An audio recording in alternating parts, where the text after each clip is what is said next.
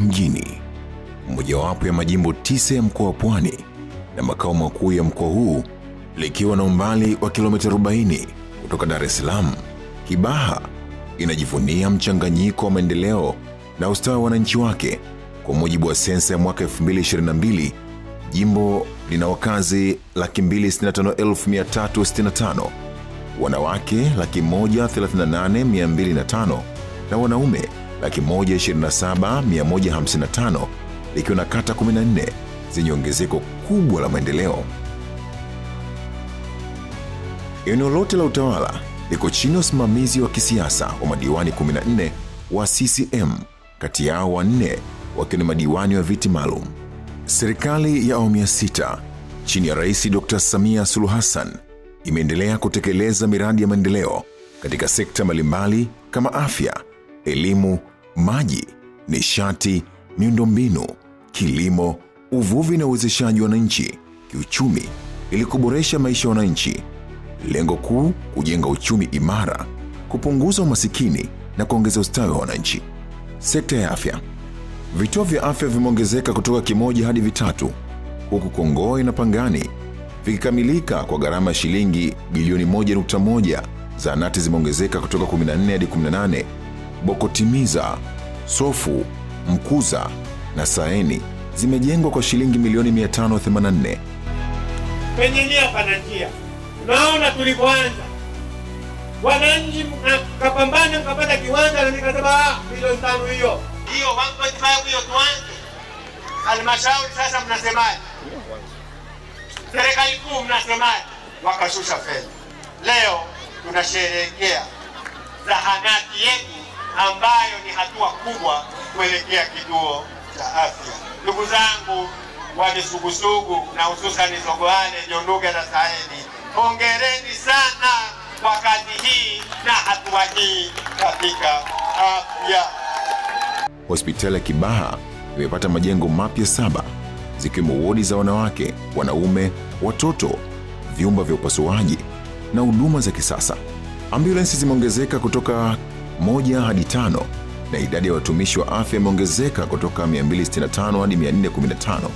Chanjo imeimarika ikipanda kutoka 110% mwaka 2020 hadi 120% mwaka 2025. Huduma bure kwa wajawazito inaendelea, ambapo wastani wa kina mama 75,024 wanapata huduma bure kila mwaka, sawa na shilingi milioni 524 zinazolipwa na serikali. Vitambulisho vya wazee vimeongezeka kutoka 3,000 hadi 8,200 kuhakikisha wazee wanapata huduma bora. Uboreshaji wa hospitali ya Rufaa Tumbi.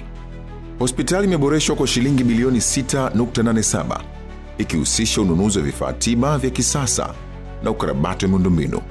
Kwa shilingi bilioni 3.3, hospitali imepata CT scan, ultrasound na vifaa vingine vya uchunguzi.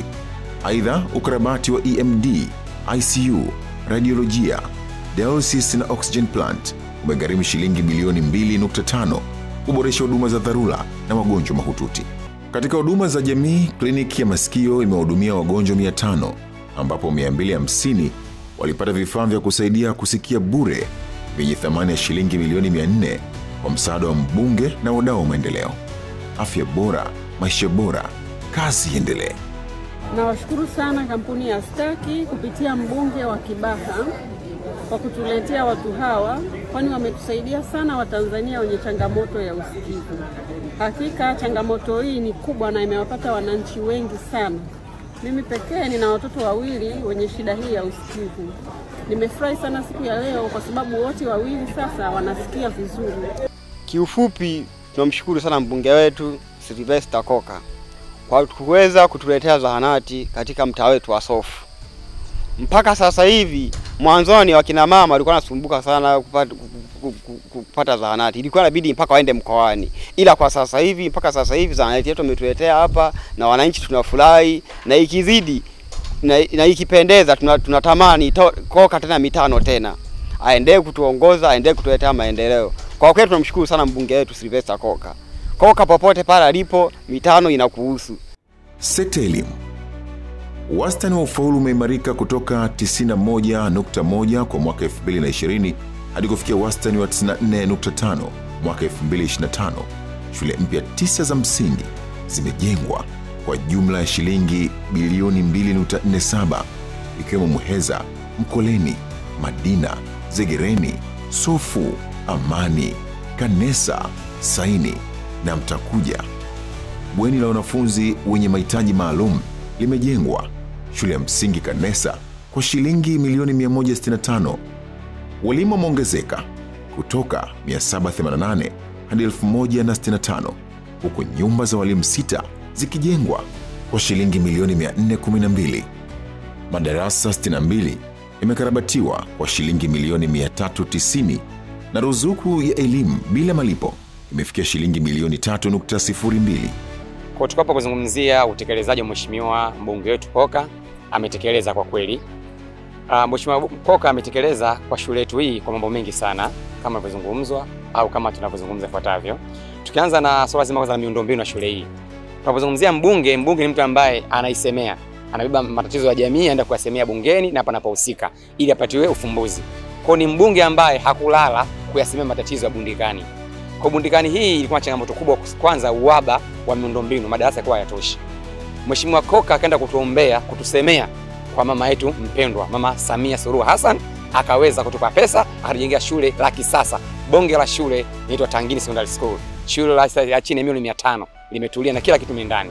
Yote ni juhudi ya Mheshimiwa mbunge kwenda kutuombea pesa, mama akasikiliza, mama ni msikivu. Kwa sisi tunasema kwa kifupi, mbunge wetu ni mbunge ambaye anatusemea, anatekeleza. Na mama kwa sababu ni msikivu, anamsikia, anajibu kile shida zetu. Kwa Bundikani sasa hivi ni sehemu salama, watu wanasoma, wanafaulu yote haya sababu tuna kiongozi mchapakazi, kiongozi mfuatiliaji, kiongozi mbeba maono, anayabeba, anapeka anapohusika. Mama nani rais msikivu, anamsikia, anamjibu. Wote tukishirikiana na walimu na wazazi na wanafunzi, tunalo jukumu la kutambua shule si majengo peke yake, bali taaluma inayoingizwa na kupokelewa na mwanafunzi katika vichwa vyao au akili zao. Kwa hilo ndio ambalo nilikuwa naliomba. Masuala tena ya kufeli katika jimbo la Kibaha hatutaki kuyaona. Ndio maana tunafanya hizi jitihada kubwa za hali na mali kuhakikisha kwamba tunapata shule, tunapunguza misongamano, tunajitahidi madawati, wanafunzi wetu wasikae chini, walimu wameajiriwa kwa wingi, angalau kupunguza lile pengo kubwa la walimu. Kwa hiyo haya yote tumeyafanya, lakini lengo ni moja, taaluma iboreke. Kwa naomba hili likasimamiwe kwa nguvu. Ufaulu wa wanafunzi umeongezeka kwa kiwango kikubwa. Kidato cha 4 imepanda kutoka 92.6 2020 hadi 96.3 kwa mwaka 2024, huko kidato cha 6 ikifikia 99.82. Katika miundombinu, shule mpya 9 zimejengwa. Madarasa yameongezeka kutoka 185 hadi 388, mabweni kutoka 7 hadi 21, vyoo kutoka 311 hadi 464, na maabara zimeongezeka kutoka 38 hadi 46. Idadi ya walimu imeongezeka kutoka 767 kwa mwaka 2020 hadi 1036 kwa mwaka 2025, ikiboresha uwiano wa mwalimu na mwanafunzi. Vile vile, samani za shule zimeimarika ambapo viti vya walimu na wanafunzi vimeongezeka kutoka 921 hadi 16377. Kupitia mpango wa elimu bila malipo, shilingi bilioni 4.98 zilitolewa kusaidia wanafunzi 59,087 kuhakikisha elimu inapatikana kwa wote. Pia mpango wa chakula shuleni umewezesha wanafunzi 8,777 sawa na 45% kupata mlo, hatua iliyopunguza utoro. Katika kuboresha ufundishaji, vitabu 58,839 vya kiada na 23,872 vya mtaala mpya vimepokelewa. Halmashauri imeendelea kushika nafasi za juu kitaifa kwa matokeo mazuri ya mitihani. Elimu bora, mustakabali imara. Jina naitwa Emma Simon Akio. Nasoma darasa la 7 katika shule ya msingi Maendeleo. Katika kuandika, katika kusoma kwa tunakaa chini. Kwa nataka kushukuru za dhati kwa mbunge na mheshimiwa Samia Suluhu Hassan kwa kutusaidia kutoa msaada wa madarasa mapya, mashimo ya choo na madawati. Sekta ya barabara Kibaha mjini kwa mwaka 2020 hadi 2025. Mheshimiwa Mwenyekiti, kwa upande wa TANROADS kazi zimeendelea kuwa nzuri, lakini bado kuna maeneo mbalimbali ambayo tunaendelea kusuasua. Barabara ya Tamko Mapinga kweli ujenzi unaendelea, lakini unakwenda kwa kasi ndogo sana. Lakini tunayo barabara ya Makofia Mlandizi kupitia Mbwawa. Hii barabara iko katika ilani toka mwaka 2015 na kila mwaka inasemekana fedha zinatengwa, lakini utekelezaji haufanyiki. Mwaka huu tunaona kwamba zimetengwa fedha kidogo sana, takribani milioni 600. Sasa Mheshimiwa Mwenyekiti, fedha hii itafanya nini? Italipa fidia, itaanza ujenzi au itafanya nini? Mimi niombe kwamba sasa tunapokwenda katika miradi mikubwa na ya kimsingi kama hii ya kuunganisha mikoa, basi fedha itoke ya kutosha ili ifanye jambo ambalo litaleta tija na kuonekana mwachoni mwa watumiaji, ikiwa ni pamoja na wananchi wetu. Lakini tunayo barabara ya Kisarawe Road, barabara ambayo inatakiwa itoke pale Kibaha mkoani, ambayo itatuunganisha na Kisarawe. Na yenyewe hii imekuwa katika upembuzi yakinifu, bado haijaweza kuanza ujenzi. Naomba barabara hii jengwe ili iweze kuunganisha wilaya ya Kisarawe pamoja na makao makuu ya mkoa wa Pwani. Kibaha mjini ina mtandao wa barabara wenye jumla kilomita 504.27, ikiwemo barabara za lami, changarawe na udongo. Katika kipindi cha miaka 5, barabara hizi zimeboreshwa kwa kiwango kikubwa ili kurahisisha usafiri na kuchochea maendeleo ya uchumi. Urefu wa barabara za lami umeongezeka kutoka kilomita 23.7 kwa mwaka 2020 hadi kilomita 39.38 kwa mwaka 2025. Barabara za changarawe zimeongezeka kutoka kilomita 74.71 hadi kilomita 104.81, huku barabara za udongo zikishuka kutoka kilomita 464.89 hadi kilomita 360.08, ikiwa ni hatua kubwa katika kuboresha miundombinu ya usafiri. Kumekuwa pia na ujenzi wa barabara mpya za lami, ikiwemo barabara ya Picha ya Ndege Lulanzi kilomita 1 na Visiga Zegereni kilomita 12.5, Picha ya Ndege Sofu kilomita 1.25, Kongoe Foresti, barabara ya Tamko Mapinga kilomita 1.64, ikiwa ni pamoja na ulipaji wa fidia kwa wananchi. Barabara ya Matias Msangani na uboreshaji wa kiwango cha lami barabara ya zamani. Aidha, idadi ya makalvati imeongezeka kutoka 236 kwa mwaka 2020 hadi 382 mwaka 2025, hatua inayosaidia kudhibiti mtiririko wa maji na kuimarisha uimara wa barabara. Kupitia mradi wa TACTIC, maeneo mbalimbali yataboreshwa, ikiwemo soko la Mnarani Loliondo, ikiwa ni ujenzi wa stendi ndogo na eneo la mapumziko. Kwa upande wa matengenezo, halmashauri imetenga kiasi cha shilingi milioni 10 kila mwaka kwa ajili ya kuboresha barabara za mitaa, makalvati na mitaro. Kazi hii inaendelea ili kuhakikisha miundombinu inabaki katika hali nzuri.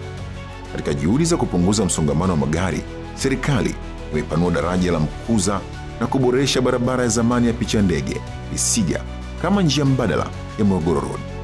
Vile taa za kuongezea magari zimefungwa katika maeneo ya kwa Matias, huku stendi ya mabasi pia ikipanuliwa. Kwa ujumla, maendeleo haya yanaendelea kuboresha hali ya usafiri Kibaha, kurahisisha shughuli za kila siku na kusaidia ukuaji wa uchumi katika eneo hili. Sisi kama wananchi wa Twende Pamoja au wakati wa mtaa wa kata ya Sofu wote na mitaa yake mitatu, tumefurahishwa na kazi za Mheshimiwa Mbunge Koka, hasa kabisa kipengele cha kujitolea eneo la shule ya sekondari ambayo imejengwa kwa jitihada zake yeye mwenyewe. Na sisi kama wananchi wa mtaa Twende Pamoja na kata nzima ya Sofu tukafurahishwa na kazi yake nzuri ambayo ameifanya. Kwa hiyo tulikaa sisi kama sisi tukapendekeza, tukaonelea kutokana na kazi zake nyingi alizofanya kwenye kata ya Sofu, tukapendelea kwamba kwa nini sekondari isiitwe jina la Koka. Kwa hiyo tulikaa kikao tukakubaliana ili kumwenzi mheshimiwa wetu na tuendelee kuwa naye katika kazi zake zote. Tukapendekeza kwamba jina la sekondari iitwe Sylvester Koka, na lilikubalika, na mpaka sasa hivi sekondari yetu inaitwa sekondari ya Sylvester Koka ambaye ni mbunge wetu wa Kibaha mjini. Kwa hiyo kuanzia sasa hivi napendekeza, tuko kwenye uchaguzi, sisi ambao tuko kwenye uchaguzi na watu wa nje, tuendelee kufanya kazi na Mheshimiwa Koka na tusimuache, tumpe mitano tena, tumpe kula nyingi tena, ili tuendelee kuwa pamoja naye katika kazi zake zote za kichama. Sekta ya maji Kibaha mwaka 2020 hadi 2025. Mheshimiwa Naibu Spika, pamoja na kazi nzuri sana inayofanywa na serikali katika usambazaji wa maji, bado tuna matatizo madogo ambayo hakika wananchi wangu na hususan wa Kibaha mjini wanakumbana nayo, ambapo inawaondolea nafasi ya kufurahia matunda haya ya usambazaji wa maji. Mheshimiwa Spika, katika jimbo la Kibaha mjini, kata ya Pangani na hususani mtaa wa Pangani, lakini vile mtaa wa Lumumba, Mtakuja na Miwale, wao hawajafaidika na usambazaji wa maji licha ya bomba kubwa la maji kupita ambapo linakopita ni chini ya kilomita 3 hadi 4 kufikia maeneo haya. Jambo hili tumelijadili sana na wizara na kuna mpango wa ujenzi wa tenki la lita 6,000 ambalo litaondoa tatizo katika ule mtaa wa Pangani na hii mingine, kiasi kwamba hata machinjio yetu ya kisasa yatapata maji. Huduma ya maji Kibaha imeimarika kwa kiasi kikubwa. DAWASA inahudumia kata 13 za Kibaha mji na kata 2 za Kibaha vijijini. Upatikanaji wa maji umeongezeka kutoka 75% mwaka 2020 hadi 87% mwaka 2024, huku lengo ikiwa ni kufikia 65% mijini na 85% vijijini ifikapo 2025. Serikali imewekeza shilingi bilioni 3.6 ili kupunguza changamoto za maji katika maeneo ya pembezoni. Muda wa upatikanaji wa maji umeongezeka kutoka masaa 19 hadi 22 kwa siku, huku uwezo wa usambazaji ukiongezeka kutoka lita milioni 345 hadi milioni 495 kwa mwezi kutokana na uboreshaji wa miundombinu. Miradi mikubwa inayotarajiwa kuboresha huduma ni mradi wa Pangani wenye thamani ya shilingi bilioni 8.9 utakaohusisha ujenzi wa tenki la lita milioni 6, bomba la inchi 12 na pampu ili kuhudumia mitaa kadhaa ikiwemo Pangani, Mtakuja, Lumumba na Lulanzi. Mradi huu unatarajiwa kuanza kujengwa hivi karibuni. Pia mradi wa Viziwa shilingi bilioni 5 unahusisha ujenzi wa tenki la lita milioni 1.5 na laini za usambazaji kwa ajili ya kata ya Viziwa na maeneo jirani. Waziri, pamoja na pongezi hizo, jimbo la Kibaha mjini lina jumla ya kata 14 na mitaa 75. Kata zote zimefikiwa na huduma ya maji, japo zipo kata na mitaa huduma ya usambazaji wa maji bado haijafika. Hawezi kwa waziri wa maji alafu uje hapa watu walete changamoto kashindwa kuitatua, itakuwa ufushi. Mkurugenzi ambaye unakaimu mamlaka yetu ya maji ya DAWASA, kakaangu Kiura, mimi nimekupa mitihani mingi na yote umeifaulu. Pigeni makofi sana. Mimi nikuulize tu, je, hii kazi ya Viziwa unaiweza au haiwezi? Basi kama unaiweza, naomba nguvu ya DAWASA iambie Viziwa. Huduma ya maji Kibaha inaendelea kuimarika, ikileta afueni kwa wakazi na kuinua ustawi wa jamii. Kwanza kabisa tunamshukuru Rais wetu wa Jamhuri ya Muungano wa Tanzania ambaye ni mama yetu kipenzi, Mama Samia Suluhu Hassan.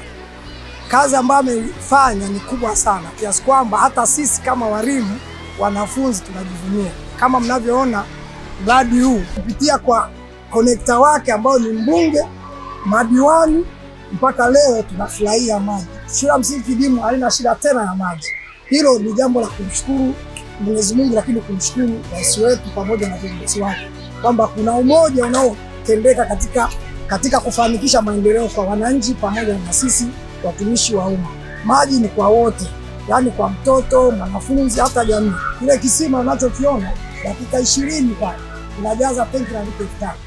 Lakini pia wanafunzi zaidi ya 2,000 wanaweza kupata maji bila kuwa na shida yoyote. Sekta ya nishati Kibaha mjini 2024-2025. Mheshimiwa Mwenyekiti, katika jimbo letu la Kibaha mjini au mji wa Kibaha ni mji unaokuwa kwa haraka lakini ni mji ambao pembezoni mwa mji huu kuna maeneo mengi ambayo bado yako katika mfumo ule wa REA, na hakika wananchi wake wengi hawawezi kuafodi kufungiwa umeme kwa ile gharama ambayo siku zote wanachaji ile ya mjini ya kati ya shilingi $320,000 mpaka $350,000. Lakini nishukuru sana Mheshimiwa Rais pamoja na wizara, kwa sababu siku za karibuni Mheshimiwa wabunge tuliomba tuainishe yale maeneo ambayo hakika hawawezi kufikia gharama hizo, ili waingizwe katika ule utaratibu wa REA wa kulipa shilingi 27,000 na kuweza kufungiwa umeme. Mheshimiwa Mwenyekiti, kwa mji wangu wa Kibaha, maeneo hayo ni pamoja na Mbwawa, Ekani, Kichangani, Kidugalo, Miomboni, Gaza, Yerusalemu, mtaa wa Vitendo, Zogowale, Saenyi, Yonuga, Simbani, Sagale, Muheza, Mbwate, Bungo, Bukotimiza, Kumba, Galagaza, Lulanzi, Mwanaugari na Mwale, lakini vile vile Mpombozi na Lumumba. Mheshimiwa Mwenyekiti, maeneo haya tulikwisha yawakilisha REA na tayari tulikwisha ahidiwa kwamba utaratibu unafanyika ili na wenyewe waunganishwe katika ule utaratibu wa REA waweze kufungiwa umeme kwa hii gharama nafuu. Huduma ya umeme imeenea katika kata zote 14 na mitaa 73 Kibaha, ingawa bado kuna baadhi ya maeneo ambayo hayajafikiwa. TANESCO inaendelea kusambaza umeme kulingana na upatikanaji wa fedha kuhakikisha wananchi wengi zaidi wanaunganishwa na gridi ya taifa. Mradi mkubwa wa bwawa la Mwalimu Nyerere uliopo Rufiji umefikia 99% ukamilikaji. Tayari mashine moja kati ya 9 imewashwa, ikianza kuzalisha megawatts 235 kwa ajili ya kuongeza nishati kwenye gridi ya taifa.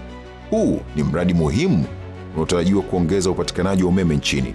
Katika kuhakikisha wananchi wa pembezoni wanapata huduma ya umeme kwa gharama nafuu, mradi wa vitongoji vya majimbo umeanzishwa. Kupitia mradi huu, wananchi wanapata fursa ya kuunganishiwa umeme kwa gharama ya shilingi 27,000.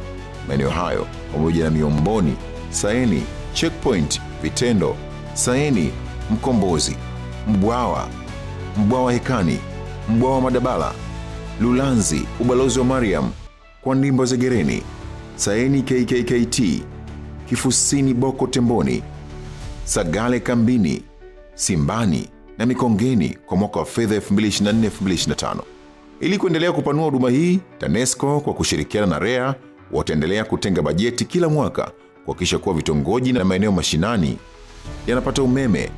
Maendeleo haya ni hatua kubwa katika kuboresha maisha ya wananchi na kuchochea shughuli za kiuchumi Kibaha. Maendeleo ya jamii 2020 hadi 2025. Serikali imeendelea kuwawezesha vijana, wanawake na watu wenye ulemavu kwa mikopo isiyo na riba. Kuanzia mwaka 2021 hadi 2024, vikundi vya walengwa hawa vimekopeshwa fedha ili kusaidia kuendeleza miradi yao. Mpango huu unaendelea hadi mwaka 2025 ili kuhakikisha makundi haya yanapata fursa za kujikomboa kiuchumi. Kilimo, mifugo na uvuvi Kibaha mjini kwa mwaka 2020 hadi 2025. Kilimo. Wakulima katika Kibaha mjini wanazidi kuimarika, ambapo wastani wa wakulima 840 kati yao 3776 wamesajiliwa kupata ruzuku ya mbolea, mbegu na dawa za mikorosho. Tunamshukuru sana Mheshimiwa wetu mbunge kwa kazi kubwa anayoifanya. Kwa kweli tulikuwa na changamoto ya barabara, umeme, lakini mpaka sasa hivi ndani ya eneo letu umeme umekuwa mwingi, wa viwanda na hata wa wananchi. Tumepata umeme. Kwa kweli huyu mbunge wetu inastahili, yani kwa mimi mawazo yangu haikustahili, hata pamoja wanasema kwamba kuna miaka iliyopangiwa, lakini mimi niliona kama awe mbunge tu wa moja kwa moja kwa manufaa mengi tunayopata. Hapa nipo ndani ya shamba langu la mikorosho, tunapata pembejeo kwa wakati, sawa, mazao yetu yanakubali. Kwa hiyo zote hizo ni nguvu za mheshimiwa, tunamuomba tu Mungu amuweke. Kwa idara na MUVE na afisa kilimo, hata misugusugu tumepokea mifuko ya salfa ya unga Pia tumepokea salfa ya maji pamoja na dawa za kuua wadudu. Mazao ya ustawi katika eneo hili ni pamoja na mahindi, mpunga, mihogo, mikunde, maembe na michungwa kwa matumizi ya chakula na korosho, minazi, ufuta, alizeti kwa biashara. Kwa masoko, mazao ya biashara kama korosho, ufuta na mbaazi sasa yanauzwa kupitia mfumo wa stakabadhi ghalani. Bei ya korosho imeongezeka kutoka shilingi 1500 kwa mwaka 2020 hadi 3500 kwa mwaka 2024. Hii ni hatua kubwa kwa wakulima wa Kibaha mjini ambayo inaashiria maendeleo makubwa katika sekta ya kilimo na biashara. Idara ya ardhi Kibaha 2020-2025. Mheshimiwa Koka, swali la nyongeza. Mheshimiwa Naibu Spika, kwanza nichukue nafasi hii kuishukuru na kumpongeza waziri na serikali kwa kuamua kurejesha takribani hekta 2963 kwa wananchi.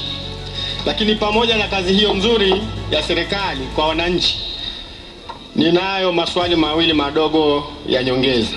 Swali langu la kwanza, je, ni lini sasa serikali itahamua kurejesha eneo hili dogo ili kuwatendea haki kama alivyotenda haki kwa wananchi wengine, na wananchi hawa Vingunguti waweze kujiona kwamba wametendewa haki kama hao wengine? Idadi ya wananchi waliomilikishwa makazi imeongezeka kutoka 9,000 hadi 2020 hadi 13,763 mwaka 2025, na hii ni ishara ya maendeleo katika sekta ya ardhi. Hati za umiliki wa ardhi zilitolewa zimeongezeka kutoka 8,726 kabla ya mwaka 2020 hadi 13,763 kwa mwaka 2025, na hii inathibitishia kuwa juhudi za serikali katika kuhakikisha wananchi wanapata haki zao za kumiliki ardhi. Mashamba pori. Idadi ya mashamba pori imepungua kutoka 6 kwa mwaka 2020 hadi 2 kwa mwaka 2025, ikiwa ni hatua nzuri katika kuboresha matumizi bora ya ardhi. Viwanja vipya vilivyopimwa vimefia 24,500, na hii inaonyesha juhudi za serikali katika kutoa maeneo ya makazi kwa wananchi. Michoro mipango miji. Michoro mipango miji imeongezeka ambapo mipango mipya ni 286 na marekebisho ya mipango iliyokuwepo ni 804, hivyo kuimarisha muundo wa miji. Mbunge amechangia kwa kiasi kikubwa katika upatikanaji wa shamba la mitamba.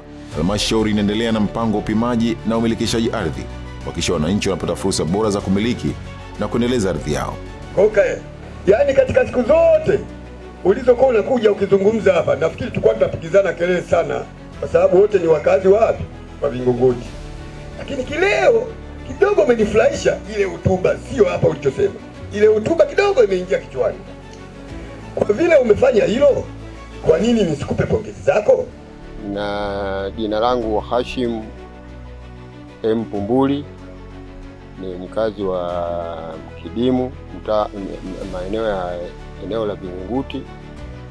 Nafikiri Mheshimiwa Koka ni mbunge wetu na ametusaidia sana kuanzia kwenyewe mambo ya eneo la Vingunguti toka ilivyoanza changamoto, na yeye akalibeba akalipeleka bungeni na akalisemea, na mpaka ikafikia hatua ya kumuita mbunge wetu Mheshimiwa Koka kumuita wa Vingunguti kwa sababu ya changamoto hizo zilizotokea, na mpaka imefikia hatua sisi sasa watu wa Vingunguti hatukubomolewa, lakini maeneo ya kule Mitamba watu walishabomolewa. Lakini pamoja na hivyo ile eneo la Mitamba nalo vile vile tayari limeshatolewa kwa juhudi alizozifanya. Kwa kweli tunamshukuru Mheshimiwa mbunge wetu. Jitihada binafsi za mbunge kwenye chama.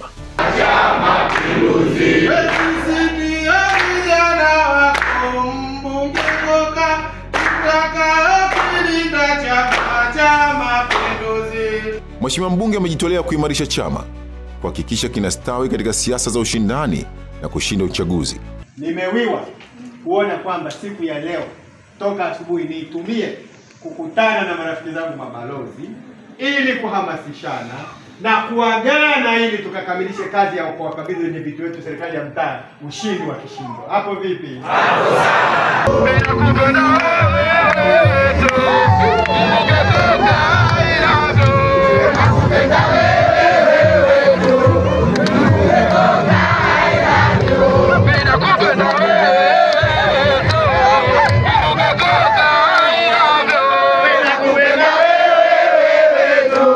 ameendelea kushirikiana na viongozi na wanachama, akihimiza umoja, amani na mshikamano, huku akikemea vitendo vinavyodhoofisha chama ili kuimarisha mahusiano. Kwamba wewe umezaliwa, umekuwa, umeikuta CCM ipo imara. Umejiunga na CCM iko imara. Una jukumu la kuendelea kuisimamia iwe imara. Na hata muda wako na umri wako ukifika, ukitoka, uiache iko imara kama wewe ulivyoachiwa ikiwa imara. Mheshimiwa Koka amehakikisha ndiye aliyejenga ofisi ya CCM wilaya na jengo la supermarket ya UWT Kibaha. Majengo mengine ya ofisi pamoja na ofisi ya tawi Boko Temboni, Sagale Magengeni, ofisi ya kata Kibaha. Hata hivyo, amechangia ujenzi wa ofisi nyingi za matawi na kata. Mheshimiwa Koka kwa nyakati tofauti ametoa pikipiki 14, baiskeli 95 ili kurahisisha utendaji kazi wa viongozi matawini na kata. Hata hivyo, ametoa simu 14 ili kuhakikisha usajili wa kadi mpya za kielektroniki unafanyika kwa kasi. Kwa jamii,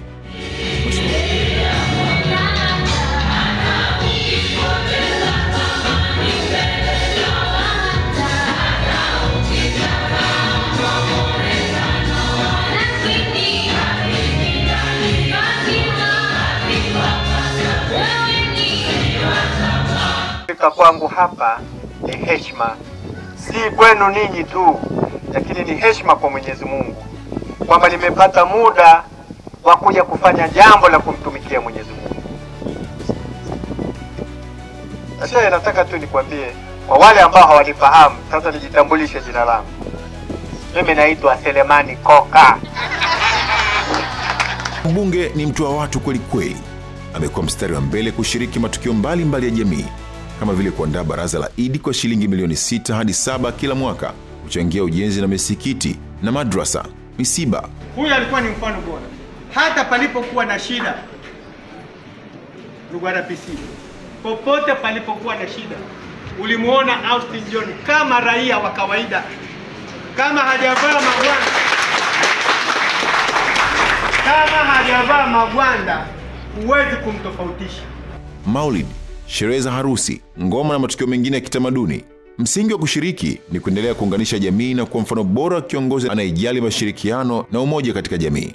Pamoja na majukumu mengi ya kibunge ambayo ni zaidi ya miezi 8 kwa mwaka, Mheshimiwa Koka amejitahidi kufanya ziara kwenye kata na mitaa, lakini pia kushiriki vikao mbalimbali kama vile RCC, DCC, bodi ya barabara, mabaraza madiwani na vikao vya mfuko wa jimbo. Kwa upande wa chama, Mheshimiwa Koka ameshiriki vikao na mikutano ya ngazi zote, kuanzia mkutano mkuu wa CCM taifa, mikutano ya mkoa, mikutano ya wilaya kama vile kamati za siasa, halmashauri, vikao vya jumuiya kama vile mabaraza ya jumuiya ya wazazi, wanawake na vijana, ikiwa pamoja na kushiriki ziara mbalimbali za viongozi. Mheshimiwa Koka amekuwa mstari wa mbele kuhamasisha wananchi kushiriki shughuli za maendeleo. Hata hivyo, alifanya ziara maalum kuhamasisha wananchi kujiandikisha kwenye daftari la kudumu la mkazi na uboreshaji wa daftari la mpiga kura. Katika ziara hiyo, Mheshimiwa mbunge alitembelea sokoni, gereji, vibanda vya mama ntilie na vijiwe vya bodaboda. Vitambulisho vinakuja pamoja na utaratibu ule wa mikopo kwa ajili ya wafanyabiashara nini. Tumekwisha watetea. Vinakuja vitambulisho na mpango wa mkopo kwenu. Mikopo ile ya halmashauri imeshaanza kutoka, lakini kuna mkopo maalum inakuja kwa ajili yenu na vitambulisho kwa ajili. Bwana lenyewe ndio litafanywa kazi. Sasa nani atawatambua? Ni vizuri ni yule mwenyekiti wa serikali ya mtaa naye sema. Ametoa misaada kwa watoto yatima wa kituo cha Shalom Msangani na kuhamasisha wafanyakazi wa kampuni yake SF Group Limited kusaidia wagonjwa na yatima kwenye vituo vya Buruma Sof, Misugusugu na Vikawe, pamoja na wanafunzi wa kike, taulo za kike, vifaa vya shule na mahitaji mbalimbali. Katika elimu amefanya ziara kukagua miundombinu ya shule, kutoa vifaa kama mashine ya fotokopi kwa sekondari ya Koka na kutoa motisha kwa walimu. Jitihada za Bi Selina Koka. Bi Selina Koka, mke wa mbunge, amekuwa mfano wa usaidizi thabiti kwa Mheshimiwa Koka. Amehudhuria vikao na mikutano ya UWT, wazazi na vijana, akichangia kufanikisha shughuli za chama. Ametembelea kata zote 14 za Kibaha mjini, akikutana na makundi mbalimbali ya wanawake, wazee, wasanii, wajane na watoto wanaoishi katika mazingira magumu. Katika ziara hizo, ametoa jumla ya shilingi milioni 7 kwa UWT kusaidia maendeleo ya kata, jezi 210 za netball, mipira 14, apron 150, skafu 50 na sabuni mifuko 14.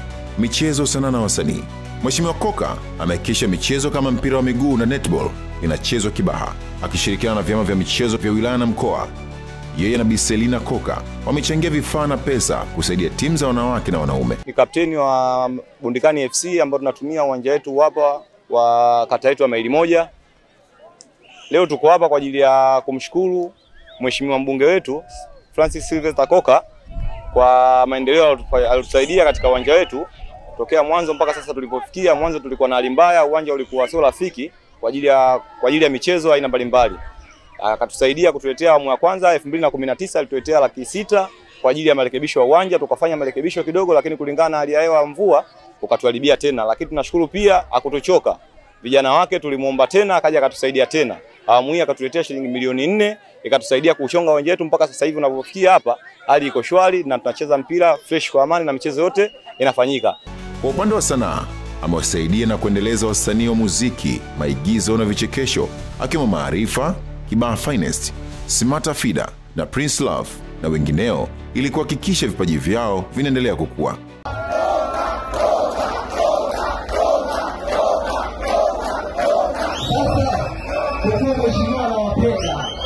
Anapenda kupata vitu vizuri. Nataka nimlete msanii anaimba nyimbo nzuri. Au sio?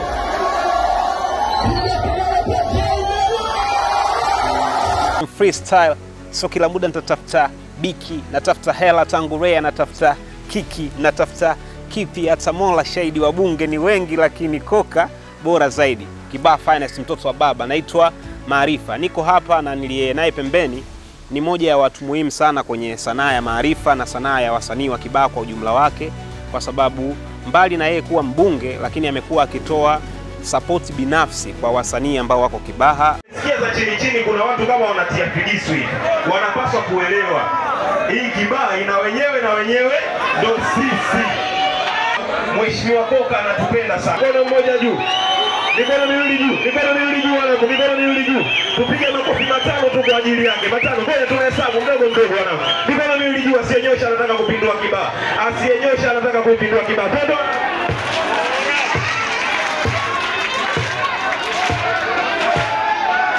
Kwa upande wangu nikimzungumzia Mheshimiwa mbunge Francis Koka, amekuwa ni mtu ambaye amenisapoti kwa namna moja au nyingine katika kazi ya sanaa yangu ya muziki. Amenitoa mbali sana na mpaka kufika hapa na kuonekana kwenye mitaa mingine na sehemu nyingine, ni nguvu yake yeye. Mwisho, tunawashukuru wananchi wa Kibaha mjini kwa ushirikiano wao katika kuchangia maendeleo na kushiriki mikutano ya kujenga jimbo letu. Shukran pia kwa viongozi na wanachama wa CCM kutoka ngazi ya mashina hadi taifa kwa mshikamano uliosaidia kukijenga chama na kushinda uchaguzi. Ushirikiano mzuri kati ya madiwani, wenye viti wa mitaa na wadau wa maendeleo umechangia Kibaha kufikia hadhi ya manispaa. Tusahau kero yetu ya muda mrefu ambayo mmelisikia mbunge wetu nikiomba bungeni siku zote kwamba jamani, mji wa Kibaha umekuwa sasa, basi uwe manispaa. Na furahi kuambia ndugu zangu wa Pwani na Kibaha kwa ujumla, na zawadi nyingi ya kutatua kero ya muda mrefu atakuja kuitamka hapa Mheshimiwa waziri wetu wa TAMISEMI Mfaishi. Aliridhia kuipandisha hadhi halmashauri ya mji Kibaha kuwa manispaa. Shukran maalum kwa viongozi wa CCM wakiongozwa na Comrade Mwajuma Nyamka, Bwana Isaac Kaleya na mkurugenzi wa halmashauri Dr. Rogers Shimwelekwa kwa mchango wao mkubwa. Utekelezaji wa ilani umetekelezeka kwa kiasi kikubwa, kwamba tunachukua fursa hii kumshukuru sana Mama Samia, Dr. Samia Suluhu Hassan. Ametumiminia huku mabilioni ya fedha kwa ajili ya kuendeleza miradi yetu katika utekelezaji wa ilani. Mbunge wetu tutaendelea kumlinda na kumtetea. Vile nichukue nafasi hii kumpongeza Mheshimiwa mbunge wa jimbo la Kibaha kwa mambo makubwa ndugu wetu Francis Koka ameyafanya sana. Sylvester Koka ameyafanya kwa kiwango cha hali ya juu. Mheshimiwa ni mwana strategy. Yaani ni mwanasiasa ambaye anafanya kazi zake kistrategia. Anajua nataka kufika wapi, kwa hiyo nitengeneze kitu gani kitanifanya nifike wapi. Kwa mfano, amepushi sana ajenda ya kupima na kupanga maeneo ya kwa ajili ya viwanda, na naamini hata yeye mwenyewe aliwahi kuwa mfano, aliwahi kuchukua jukumu la kupima kwa mfano eneo la Sofu. Kwa hiyo aliposukuma wilaya ikatenga maeneo Zegereni, ikatenga maeneo Maili Moja, tumetenga maeneo Pangani na kadhalika. Pamoja na mambo yote ambayo tumeyafanya, kwa muunganiko wake sasa tukiyapima yameendelea kukuza mji wetu wa Kibaha. Wakati naingia madarakani huu mji tulikuwa na mamlaka ya mji mdogo wa Kibaha. Na hili ni jambo ambalo lilikuwa linanikera. Tuliendelea kushirikiana na viongozi wa halmashauri, kushirikiana na serikali, na tukaendelea kupanga mji wetu kwa nguvu zote. Hatimaye tukaingia katika halmashauri ya mji. Namshukuru Mungu tumefanya vizuri, na hatimaye leo kwa ajili ya mafanikio makubwa, ikiwa ni pamoja na haya mambo machache niliyosimulia hapa, yametupelekea sasa kuqualify na kuweza kutangazwa rasmi kwamba sasa Kibaha mji ni manispaa, na tunategemea kuanzia bajeti zinazokuja sasa zinakuja bajeti za manispaa, na hii mipango ambayo tumeiweka ya maendeleo sasa inakwenda kuwa mikubwa zaidi, ikiwa sasa inaakisi manispaa wenyewe, na hatimaye Mungu akipenda miaka ijayo basi si haba tutakuwa na jiji la Kibaha. Haya yote yanahitaji jitihada za pamoja. Nimalizie tena kwa kumshukuru Mwenyezi Mungu. Washukuru sana wananchi wangu wa Kibaha ambao wameendelea kunipa nafasi, lakini na kumshukuru sana Mheshimiwa Rais. Hakika ametenda makubwa sana katika kipindi hiki cha awamu ya 6 kwa kuhakikisha kwamba mengi tuliyoomba kwa ajili ya wananchi wetu ameendelea kushirikiana na sisi, ameendelea kutusikia na ameendelea kutupa fedha kwa ajili ya kutekeleza miradi hiyo. Rai yangu kwa wananchi wa Kibaha, tuko bado pamoja. Nia ninayo ya kuendelea kushirikiana na ninyi kwa kusimamia matunda ya manispaa, na hatimaye tuvuke kuwa sasa manispaa ya kisasa, na hatimaye jiji la kisasa kadri Mungu atakavyojalia. Naomba muendelee kuniunga mkono na mimi nitaendelea kuwaunga mkono. Lengo na madhumuni ni maendeleo yetu sisi wananchi wa Kibaha.